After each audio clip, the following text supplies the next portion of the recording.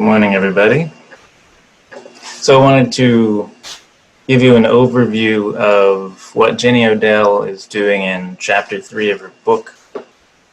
So the chapter is called Anatomy of a Refusal. And so you should remember that last week we talked about moving from either-or thinking to both-and thinking. And she had started doing this in previous chapters where she was talking about doing both contemplation and participation. So in our class, we're also thinking of that as contemplative practice and activism.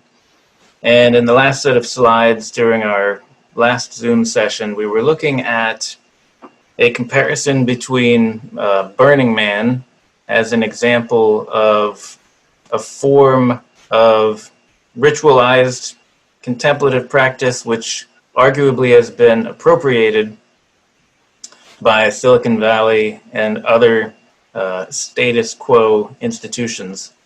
Comparing that to an image of the civil rights movement led by Martin Luther King in the 1960s. And my argument at the time was that it is, in fact, Martin Luther King's legacy of civil rights engagement, which does the job of both contemplative practice and participation in public and civic and social life, with the intention of transforming public and civic life in a more progressive direction, a more inclusive direction, in the direction of the virtues that we all claim to aspire to, namely wisdom, compassion, integrity, and authenticity. So it's interesting that in this chapter from Jenny Odell, she's following up on that argument, and she makes some good connections to the digital economy. So this is something that we obviously want to flesh out in this class. I hope you stuck with this, the reading of this chapter past the first maybe 10 pages or so, because it takes her a while to get in gear to really get what she is going to be focusing on, which is substantial engagement with public life and forms of refusal that she calls refusal, which can make lasting social change. And so she starts with a few examples which she frames a little bit tongue-in-cheek. There's some art pieces that she points out, and there's some scenes from a few videos that had been circulating online where artists made a point of refusing social norms, and this becomes awkward and it draws attention to social norms. And that's all well and good. And if you were like me, at some point you began thinking, okay, but what's the point of all of this? Surely she's not expecting us to all turn into performance artists who go out and do things like lay down in the street like the one person did. That's clearly not going to be her point. And I was waiting for her to make a kind of a more socially engaged or political turn, which is what she did. Eventually, she turns to the case of unions and strikes. So what she's doing here is she's saying that when in this book she talks about doing nothing, as we've discussed, she doesn't mean literally not doing anything or sitting still.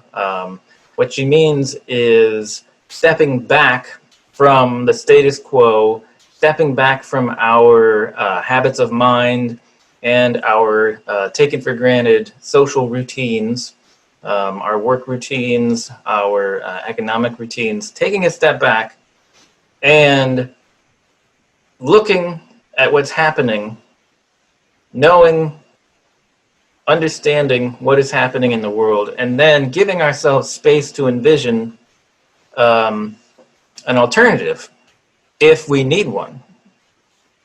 And in most cases, there is a way to steer things in a direction that's more in line with our values. Again, compassion, integrity, wisdom, authenticity. So that's what she means when she says doing nothing. What she means is stepping back, refusing, and she begins to use this term, refusing. So when we move beyond performance art and get into the realm of political action and social action, then something like an organized strike is a form of organized refusal. So let's look a little bit more closely at some of the quotes from this chapter, because I think they're actually worth reading out loud. She mentions Diogenes, and quoting another author, she says, Diogenes' general theme was the complete and immediate reversal of all familiar values, on the ground that they are automatizing forces which cloud more of life than they reveal. So this is an idea that has extended back centuries, recognizing habitual values, habits of mind, habits of behavior, which are automatizing. That is, this should remind you of our discussion of authenticity. An automatizing force means a force which makes you into an automaton or a machine, something that's not having its own agency. As we defined authenticity on Monday, it means when you're writing the story of your life that you should be holding the pen. Automatizing forces are forces that are holding the pen over and against your will. So she's getting at this kind of deeper point about agency and authenticity, although she's not always using that word. Let's look for another good quote here. That one was on page 67. When she's describing Diogenes, she says, he neither assimilated to nor fully exited society. Instead, he lived in the midst of it in a permanent state of refusal. Again, this is the both and thinking. In our earlier chapters, when we discussed the earlier chapters, we wanted to move beyond the either or thinking, which said either you go along with the status quo or you retreat and escape. And we wanted to find that sweet spot. She's saying that that's what Diogenes was doing. He neither assimilated to nor fully exited society. He lived in the midst of it in a permanent state of refusal. This is what she's ultimately arguing for us to do. Now, if that sounds difficult, then it is, and which is why she does sort of implicitly argue for practices of the kind that we're experimenting with in this class. Contemplative practices. We'll get to that in a little bit. She describes this permanent state of refusal as a third space. That's on page 69. There's a few other quotes that are worth pointing out. Sprinkled throughout this chapter, she has reference to technology, and then later she directly confronts the idea of the digital economy. But for example, on page 72, she says, if we believed that everything were merely a product of fate or disposition, no one would be accountable for anything, and therefore there could be no justice. In today's terms, we'd all just be algorithms. She's painting a picture, again, of agency and authenticity versus a kind of mindless going along with the status quo. And I think it's perfectly appropriate that she points to algorithms in the sense that our social media environment is run and driven by algorithms, which are written by individuals, most of whom we will never meet, if we even know who they are. And they're written for the purpose of propping up the profit structures and business practices of organizations and institutions that we may never work for. Moving a little further along, she begins to add some nuance to this conversation about engagement and refusal by saying that, underlining that not everybody can do this. It's certainly most difficult to do it as an isolated individual.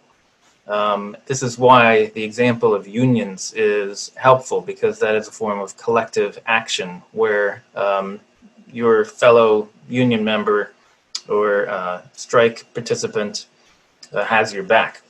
So on page 73, for example, she notes, it's uncomfortable to assert one's will against custom and inclination, but that's what makes it admirable. A little bit further along in the chapter, she talks about David Thoreau, who begins to shift the conversation in this chapter towards instances of civil disobedience. And that, again, should remind you of our discussion of the civil rights movement in the 1960s. Again, what she's heading toward is a sense that we're not just momentarily taking a break from the status quo.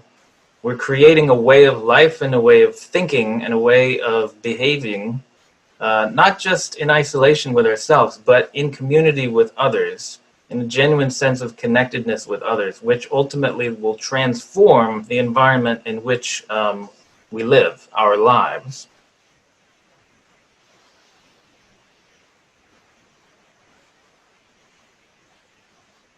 The third space, she says, is not one of retreat, but of refusal, boycott, and even possibly sabotage, she says on page 77. This can become a spectacle of non-compliance that registers on the larger scale of the public. It's interesting that she wrote this before the death of George Floyd and the proliferation of Black Lives Matter protests around the country. But what she's saying is consistent with the spirit of that movement, which is precisely to draw attention to an issue and then through a collective movement to envision a different way of doing law enforcement in this country and doing social justice. So there's a few parts later in the chapter that I wanted to read aloud, which are a little bit longer, but which I think are really important. She's getting at a number of really important points. So on page 81,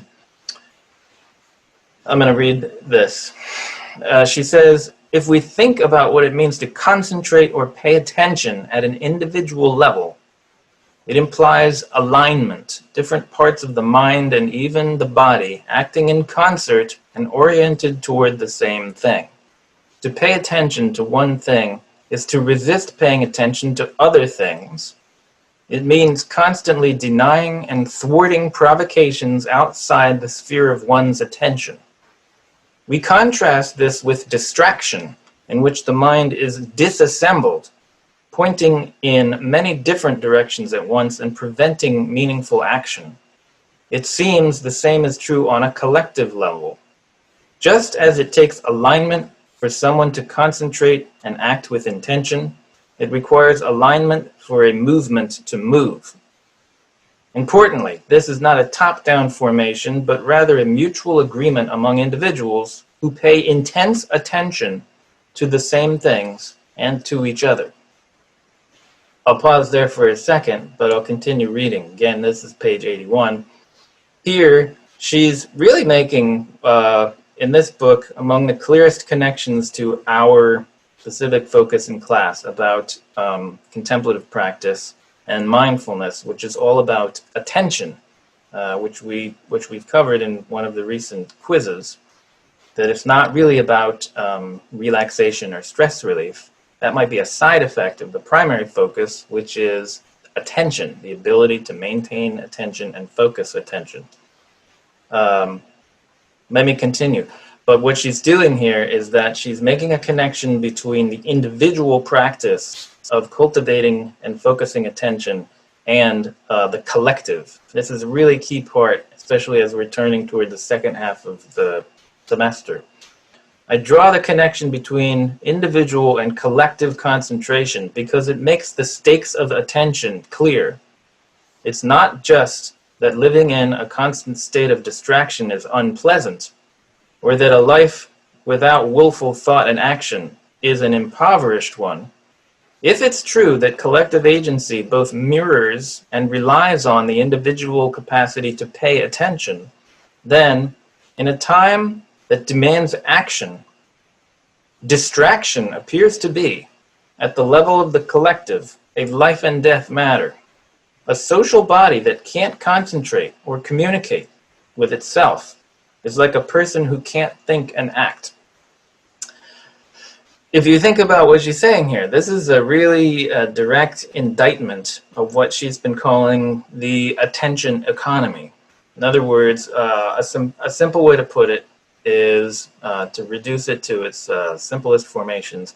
The digital economy is based on harnessing attention, getting your attention, keeping your attention, but it works primarily as doing that on an individual level, and it's works perfectly fine for organizations like Facebook or Twitter, Instagram, other forms of social media. If you are operating as an isolated individual, as long as you're engaging with the content online. And unfortunately, it doesn't quite matter whether the quality of your engagement is at the aspirational level of seeking wisdom or expressing compassion and empathy.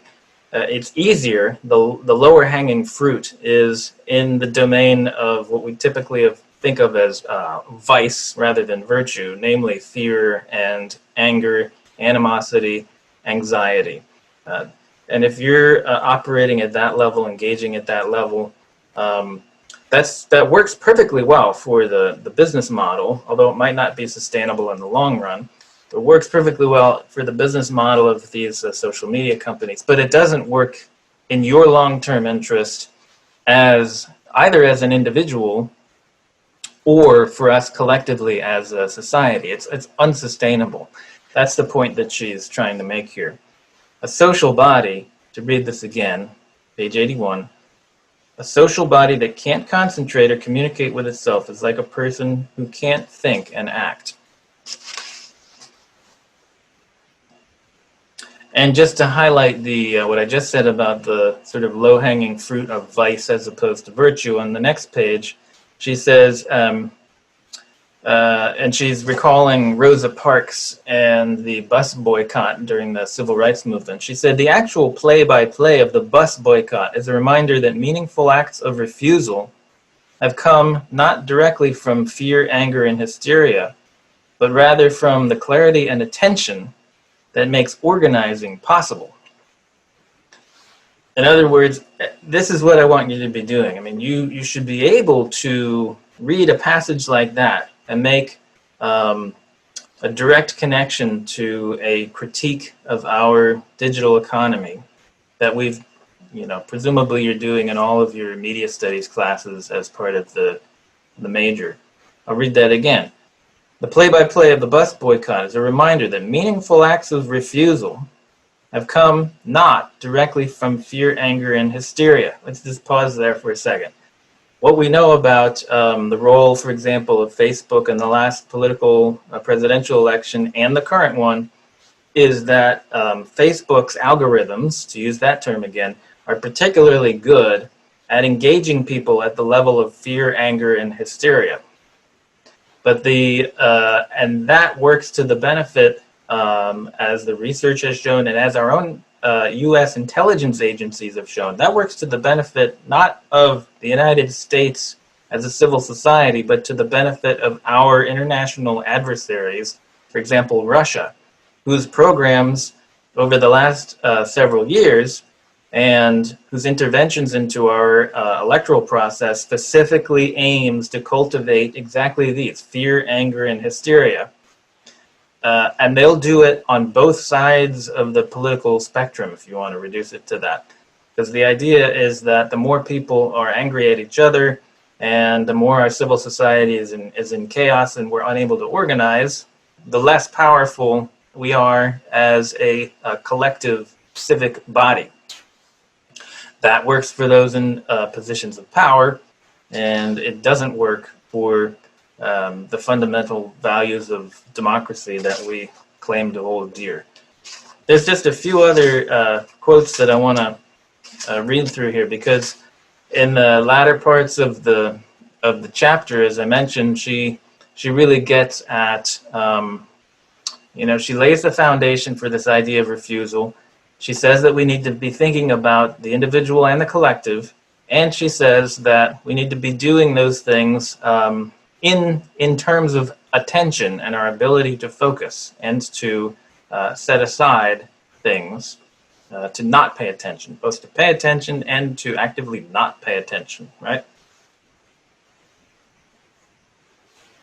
She points out, as I mentioned earlier, that not everyone can actively refuse. It is the privilege of a relative minority to be able to do things like performance art that would last a year at a time. And arguably, it's even a matter of privilege to do things like taking a day off of work and participating in a protest or not everybody can do that. So what she's doing is she's kind of she's discussing or asking us to pay attention to the economy of attention, that not everyone is able to intervene or to refuse, especially when they're isolated individuals who are in very difficult and challenging economic circumstances. So she says, for example, what has arisen in the latter half of the 20th century that we're still dealing with is an economic situation that closes the margin for refusal and leads to a life lived in economic fear. She says, when authors describe the new situation faced by those for whom precarity was not already a matter of course, the margin has eroded completely, as now she's quoting the author named Hacker. Americans increasingly find themselves on an economic tightrope without an adequate safety net if, as is ever more likely, they lose their footing. Any argument about mindfulness or attention must address this reality. That last sentence is her voice. Again, any argument about mindfulness or attention must address this reality, meaning the reality of economic hardship. This is also another implicit critique of appropriations of mindfulness by Silicon Valley and powerful economic organizations and companies like Facebook or Google or Apple, all of which have mindfulness programs in their organizations and in their headquarters and for their employees all across the world. That all seems good, but any argument, she says, about mindfulness or attention must address economic disparities, inequality, and economic injustice. Otherwise, and I'm just adding my take on this, I'm reading in the implications here. Otherwise, to the extent that mindfulness programs or meditation programs, even at-work yoga programs, to the extent that they do anything, they can actually simply grease the wheels of the status quo and allow those in positions of power to remain in power and simply to be less stressed and more effective in their positions of power, while everyone else is still facing economic hardship. So there is an ethics to doing mindfulness practice and contemplative practice, which requires us to focus on more than the self. Just to make this a little more relatable to your lives as students, she actually, in the last part of this chapter, does talk specifically about your demographic. In the context of attention, this is page 89, I'd further venture that this fear renders young people less able to concentrate individually or collectively. An atomized and competitive atmosphere obstructs individual attention, because everything else disappears in a fearful and myopic battle for stability. It obstructs collective attention because students are either locked in isolated struggles with their own limits, or worse, they're actively pitted against each other.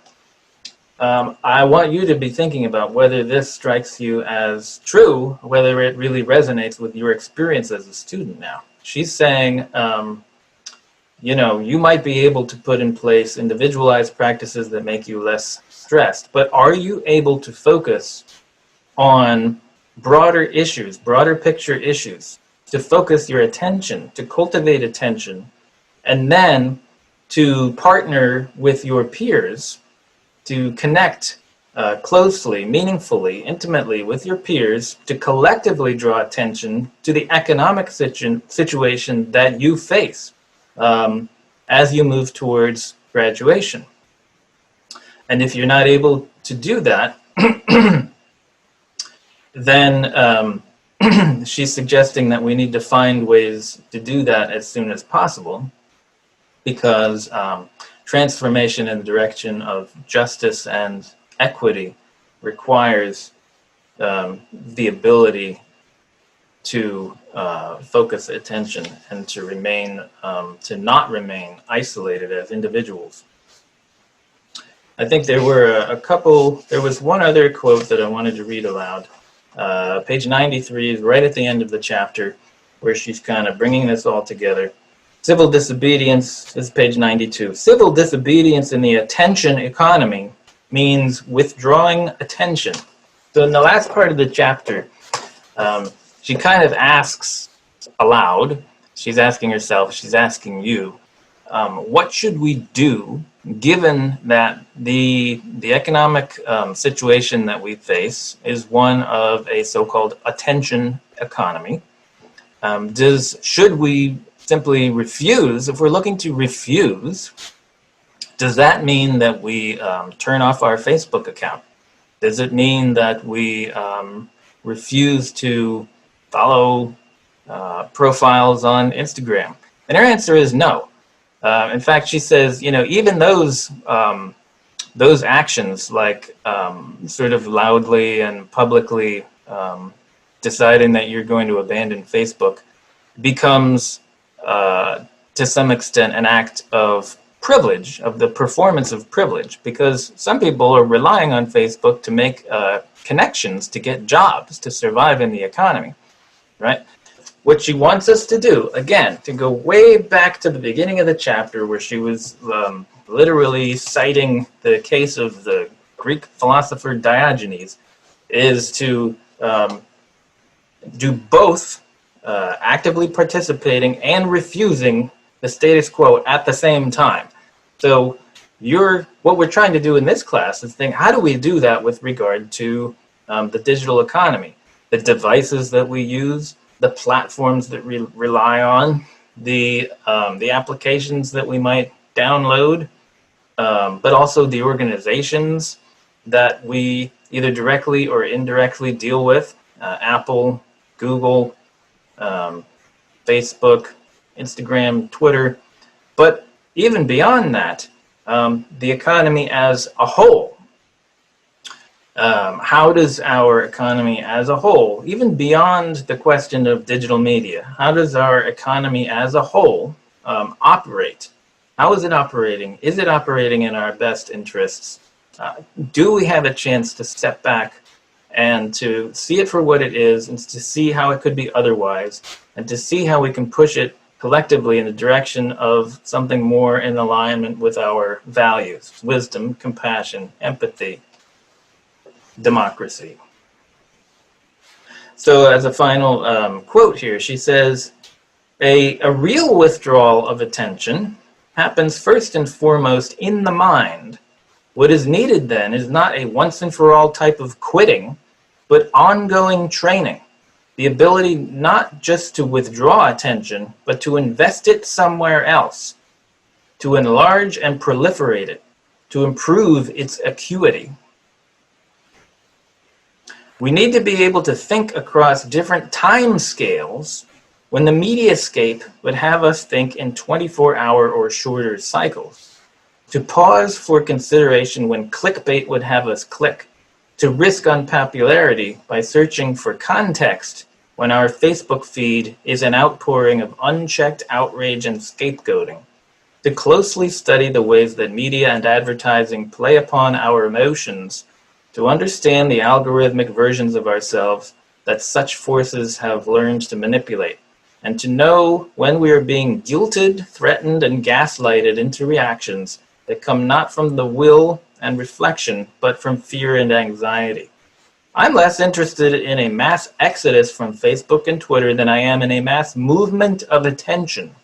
What happens when people regain control over their attention and begin to direct it again together? And later she says, attention may be the last resource we have left to withdraw. So going forward, the question is, and we've already begun to do this, how do we, instead of refusing to use digital media, content, technology, devices, instead of even refusing to work for certain types of media companies, how do we participate, actively engage both that and to refuse at the same time? And where refusal means seeing the status quo for what it is, envisioning something else, and moving things in that different and more hopeful direction, one in which we're more closely aligned with our values: compassion, wisdom, integrity, authenticity. That's what you should keep in mind moving forward, and I'd like you to be thinking about that as you're composing your blog posts for this week. Thanks.